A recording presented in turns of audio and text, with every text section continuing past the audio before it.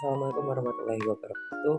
Halo semuanya, perkenalkan nama saya Ahmad Azhar Hidayatullah dari Biologi Angkatan 23 dengan NIM 08041381232877. Di tugas fisiologi tumbuhan kali ini saya akan menjelaskan mengenai fotosintesis sebagai proses dasar kehidupan di muka bumi dengan dosen pengampu mata kuliah Bapak Dr. Andes Juswardi Magister Sains. Langsung saja ke komponen penyusun yang akan dibahas pada video kali ini. Yang pertama itu mengenai pendahuluan fotosintesis, definisi fotosintesis, tempat terjadinya fotosintesis, kemudian reaksi fotosintesis, jalur fotosintesis, faktor-faktor yang mempengaruhi fotosintesis, peranan fotosintesis, manfaat dan aplikasi fotosintesis, kesimpulan, lalu daftar pustaka yang dipakai sebagai referensi untuk tugas kali ini. Yang pertama ada pendahuluan mengenai fotosintesis. Fotosintesis merupakan proses penting bagi kehidupan di bumi karena dapat mengubah energi cahaya matahari menjadi energi kimia dalam bentuk glukosa. Proses ini dilakukan oleh tumbuhan hijau, alga, dan beberapa bakteri, serta menghasilkan oksigen yang dibutuhkan semua makhluk hidup. Tanpa fotosintesis, energi dan keseimbangan ekosistem tidak akan terjaga. Kemudian definisi dari fotosintesis. Fotosintesis merupakan suatu proses metabolisme dalam tanaman untuk membentuk karbohidrat yang menggunakan karbon dioksida dari udara bebas dan air dari dalam tanah dengan bantuan cahaya matahari dan klorofil. Menurut Salisbury dan Ross pada tahun 1992. Dengan reaksinya, karbon dioksida ditambah air dengan bantuan cahaya matahari menjadi glukosa dan oksigen. Selanjutnya, tempat terjadinya fotosintesis. Fotosintesis terjadi di kloroplas, yaitu organel sel tumbuhan yang mengandung pigmen hijau bernama klorofil. Di sini terdapat dua reaksi, yaitu reaksi gelap dan reaksi terang. Untuk reaksi terang itu berlangsung di membran tilakoid, sedangkan reaksi atau siklus terjadi di stroma kloroplas. Terdapat pada sel mesofil daun, tempat utama dan cahaya matahari. Selanjutnya, tahapan atau reaksi fotosintesis. Fotosintesis terdiri dari dua tahap utama, yaitu reaksi terang dan reaksi gelap. Untuk reaksi terang itu terjadi di membran tilakoid, memerlukan cahaya matahari, menghasilkan ATP, NADPH, dan oksigen dari pemecahan air. Sedangkan reaksi gelap atau siklus Kelvin itu terjadi di stroma, tidak membutuhkan cahaya secara langsung, menggunakan ATP dan NADPH untuk membentuk glukosa dari karbon dioksida. Proses ini berlangsung dalam dua tahap utama, yaitu reaksi terang dan reaksi gelap. Untuk reaksi terang atau light reaction itu terjadi di membran tilakoid kloroplas dan membutuhkan cahaya matahari. Energi cahaya digunakan untuk memecah air dalam proses fotolisis menjadi oksigen, proton, dan elektron. Elektron yang dilepaskan akan mengubah ADP menjadi ATP dan NADP+ menjadi NADPH, dua molekul energi yang akan digunakan pada tahap berikutnya. Reaksi gelap atau siklus Kelvin itu terjadi di stroma kloroplas dan tidak memerlukan cahaya matahari secara langsung. Pada tahap ini, karbon dioksida diikat dan diubah menjadi glukosa dengan menggunakan ATP dan NADPH yang dihasilkan dari reaksi terang. Secara keseluruhan, reaksi fotosintesis dapat dirangkum dalam persamaan karbon dioksida ditambah air dengan bantuan cahaya matahari menjadi glukosa ditambah oksigen. Selanjutnya, jalur fotosintesis. Yang pertama adalah fotosintesis tanaman C3. Tempat terjadi itu di sel mesofil daun. Enzim utama yang bekerja itu adalah enzim Rubisco. Prosesnya, karbon dioksida langsung masuk ke siklus Kelvin untuk membentuk senyawa 3 karbon. Contoh tumbuhannya itu ada padi, gandum, dan kedelai. Ciri utama itu umumnya di daerah beriklim sedang namun kurang efisien pada suhu tinggi karena fotorespirasi itu Rubisco bisa mengikat oksigen. Yang kedua, fotosintesis tanaman C4. Tempat terjadi di dua jenis sel, yaitu sel mesofil dan sel bundle seed. Enzim utama PEP karboksilase yang mengikat karbon dioksida lebih efisien. Prosesnya, karbon dioksida diikat di mesofil menjadi senyawa C4, oksaloasetat atau malat. lalu dikirim ke sel bundle seed di mana karbon dioksida dilepaskan untuk siklus Kelvin. Contoh tumbuhannya itu ada jagung, tebu, dan sorghum.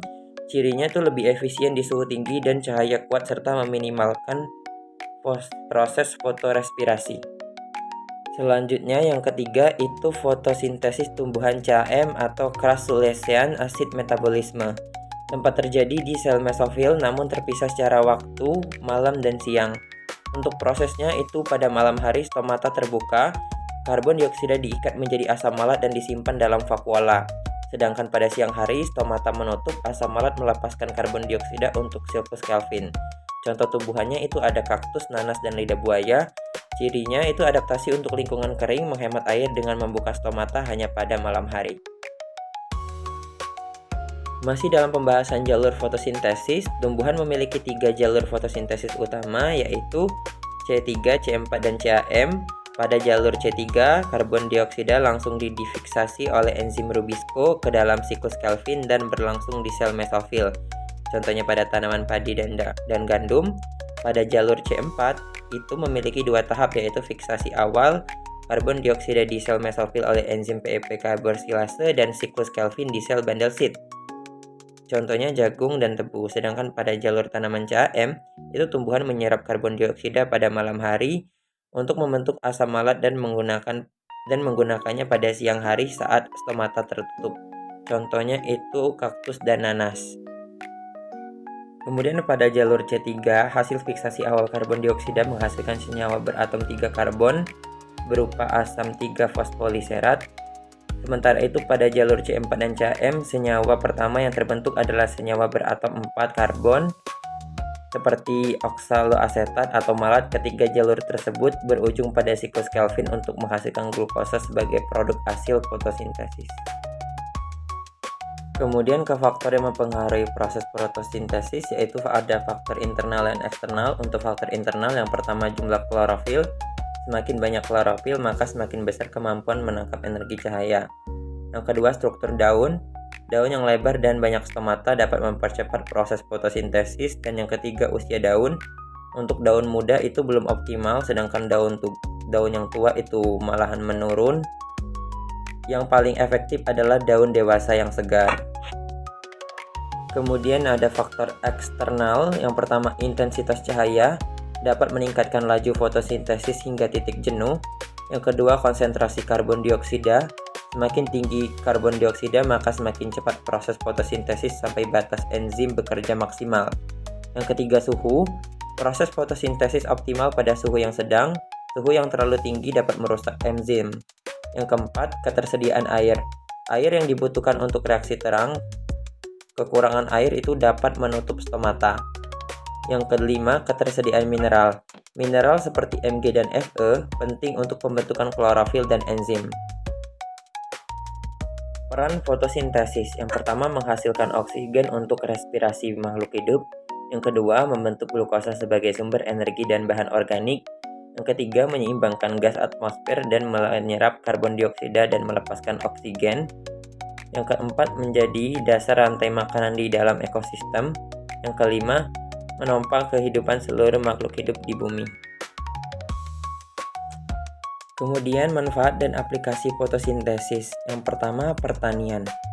Fotosintesis penting dalam meningkatkan hasil panen dengan cara mengoptimalkan penyinaran, air, dan nutrisi yang dibutuhkan oleh tanaman. Yang kedua, lingkungan. Proses ini berperan besar dalam menyerap karbon dioksida sehingga membantu mengurangi dampak pemanasan global. Yang ketiga, industri. Menjadi dasar pengembangan bioenergi dan bioteknologi tanaman yang ramah lingkungan. Yang keempat atau yang terakhir, ekosistem. Fotosintesis menjaga keseimbangan energi serta mendukung keberlangsungan siklus karbon di alam. Kemudian kesimpulan. Fotosintesis merupakan proses biokimia yang terjadi di dalam kloroplas untuk mengubah karbon dioksida dan air menjadi glukosa dengan bantuan energi cahaya matahari. Proses ini berlangsung melalui 2 tahap yaitu reaksi terang dan reaksi gelap, serta dapat dibedakan menjadi jalur C3, C4, dan CAM berdasarkan adaptasi lingkungan. Kecepatan fotosintesis dipengaruhi oleh faktor internal dan eksternal, seperti klorofil dan umur daun, serta intensitas cahaya, suhu, air, dan kadar karbon dioksida. Fotosintesis berperan penting dalam oksigen, menjaga keseimbangan ekosistem, mendukung produktivitas pertanian, dan menjadi dasar kehidupan di bumi. Kemudian ini ada daftar pustaka yang menjadi acuan referensi dalam pembuatan tugas mengenai fotosintesis ini. Ada referensi dari Campbell, Theiss, Salisbury, Lekitan, dan Sutanto. Demikianlah hasil presentasi yang dapat saya sampaikan. Saya ucapkan terima kasih kepada Bapak Dr. Andes Juswardi, Magister Sains. Sekian, terima kasih. Wassalamualaikum warahmatullahi wabarakatuh.